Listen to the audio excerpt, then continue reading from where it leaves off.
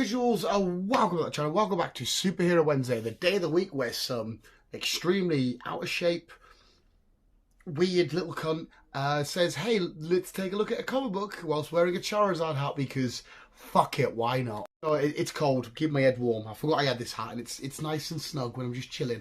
I'm like a little Red Riding Hood. Not that she went around as a little Charizard, but I am. Visuals, it is Superhero Wednesday, the day of the week we like to flex Funkos, show off Lego, talk about my favourite comic book this and my favourite DC film that and whatever. And we also like to review comic books on the channel, and it's time to review, I said, what is it? It's time, I probably stretched it out. Time to review Deadly Neighborhood, that's just the camera and the tripod. Wow, great reflection, Dan. Deadly Neighborhood Spider-Man issue 2, because this is a fucking awesome story so far. As usual, I'm probably going to do it wrong. I'm going to try and make it spoiler free as I do. This comic as well is so tightly packed in here. It took me fucking ages to get out last time. I thought I was just going to tear it apart, but it's like they proper vacuum sealed it. Like,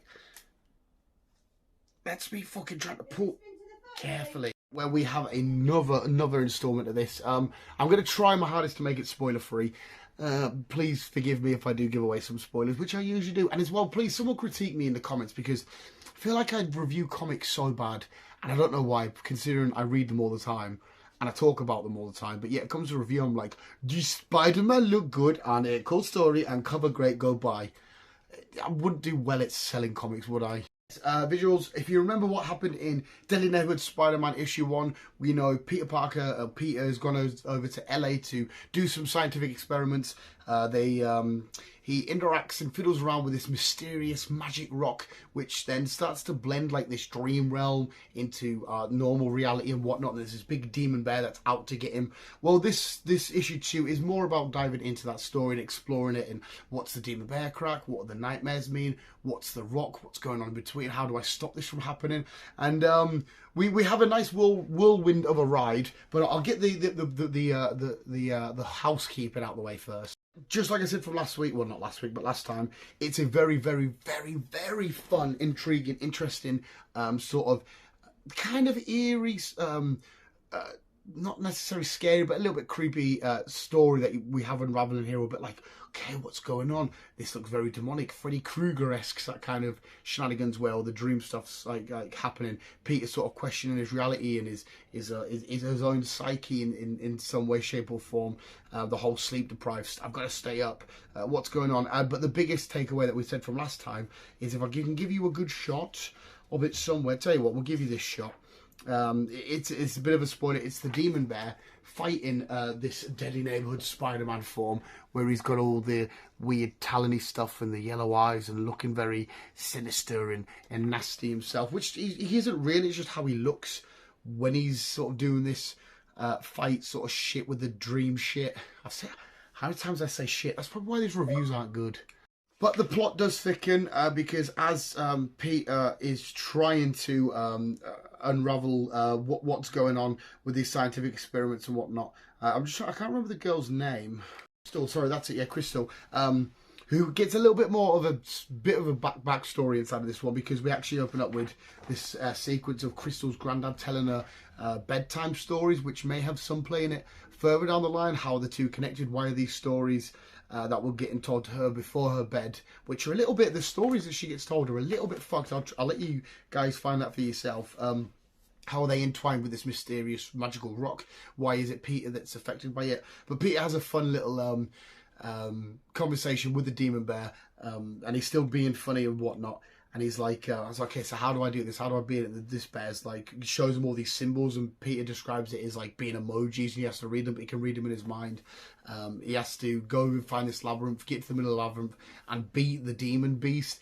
And basically, if he wins, he still loses, and if he loses, he still loses.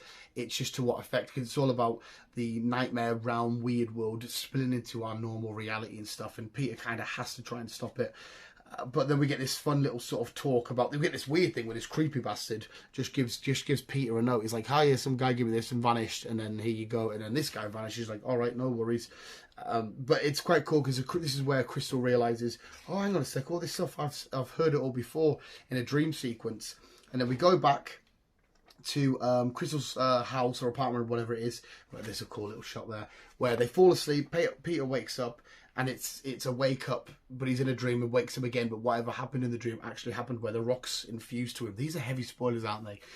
Where it's fused to him, and he's kind of thinking, shit, what's going on here? This isn't right. What the fuck am I going to do? And we get this awesome, massive spoiler, cover for issue 3 where it's Peter in a coffin being dragged along. So is he dead? Or is it the old Spider-Man's dead? Now we've only got this deadly neighborhood Spider-Man? I don't know. Once again, visuals, this is such a fun, fascinating, intriguing read. I appreciate that I am extremely biased. It's getting a 10 out of 10. It's just very, I like the whole dream aspect. Instead of, dream stuff's been done, obviously, loads of times in comics and other forms of media and whatnot. But to have Peter get involved in all this, and it's the whole fight between this mystical rock, this dream, what's this person that he's come to Los Angeles to see, Crystal, to explore these experiments, got to do with everything. Why is he the chosen one for this demon bear to fight against? As well, you can see it in the cover. There is Spider-Man actually is there. He's just down there, and his spider senses are going off. And this is the big demon bear, and I'm assuming that's the center of the maze. Get to it, and he'll fight this demon bear. But I like how there's a weird little mystery going on, a bit of a psychological, maybe not thriller, might not be the word, but it's the best word I can think of because I'm a fucking idiot. Eerie and sort of scary element going on, but at the same time, Peter's still keeping his traditional Spider Peter characteristics, his one-liners, his wittiness, his fascination and love for science and stuff, all still in there, with this big overwhelming and overlurking story of this demonic bear in the dream realm and whatnot. And who else may get involved? Does he call out for any other superheroes with a better knowledge of this stuff than him? Do they need to get, because I think this is going to be a 5 or a 6-parter, can't remember. So how is it all going to end? I don't know. I can't fucking wait till I'm gurning. Hopefully, I felt like I needed to get straight to the point a lot more with the Superhero Wednesdays, and hopefully I have with this one. Like I said, great, fascinating, intriguing, cliffhanger, what's going to happen next. That cover for the next issue is fairly threw us off. I'm like, what the fuck is going on here? Hopefully he's not dead. Well, we've seen Peter die a few times, but hopefully he's not again. I don't want to be dead. What's this demon bear? Is it really good because it allows Peter, he gives him 3 days to try and solve this little puzzle, this maze, and get to and win and whatnot. So I assume the rest of the issues will be breaking down and getting to the maze and stuff. The ending with its stuff happening in a dream and the stone getting twined to him, then it happening in reality. What's it all about? Visuals, Deadly Neighborhood Spider-Man, issue 2, 10 out of 10. Go check it out. There you have it, visuals. Thank you so much for watching. If you did enjoy, please, well, brewski, and please critique me in any way, shape, or form. Positive, negative. Tell me I shouldn't do them ever again. Tell me I should do it, but do it. Anything you can possibly tell me about critiquing these, because I'm just a fucking idiot, and I just want to basically say, this comic cool, please go buy. But I'm not doing it as an advert. I'm doing it for free. Apart from that, visuals, you guys are literally the fucking best. Thank you for taking a couple of minutes out of your day. Like I said, hopefully I've made it nice and short and brief and somewhat got to the point. I don't know. And we can carry on this journey. Hopefully you guys want me to finish a series as a review as well, because sometimes I get to a couple of issues of a line and go, okay, we'll stop there, because maybe the guys, the visuals aren't really intrigued in this. But hopefully this is one that you want to see a conclusion to.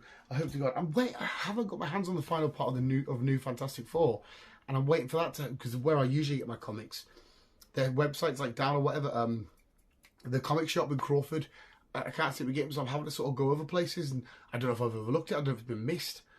I need my conclusion to New Fantastic Four, because we need to do that for the channel. But visuals, yeah, please, hopefully you guys want to see the outcome of this story. But thank you so much for watching. You guys are just supposed to keep being you and keep on web flinging on. I did it very jazzy, snazzy way there. Bye.